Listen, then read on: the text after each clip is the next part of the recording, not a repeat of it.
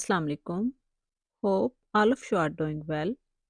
Today we are going to learn the use of it. We will see when and where we use the word it. It is a pronoun replacing the subject. It जो है वो एक pronoun है जो हम subject को replace करके use करते हैं.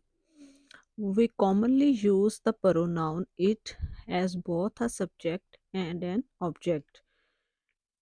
जो वर्ड इट है हम इसको सब्जेक्ट के तौर पे भी यूज़ कर लेते हैं और ऑब्जेक्ट के तौर पे भी यूज़ करते हैं. For example, don't drink the milk, it smells terrible. अब यहाँ पे इट जो है वो मिल्क की जगह पे आया है, यानी कि हमने इसको ऑब्जेक्ट के तौर पे यूज़ किया है. Don't drink the milk, it smell terrible. We also use it to refer to an object, animal, time, weather, or any other things. Now we'll see some examples. She has a cat. It is beautiful. It is 7 o'clock now.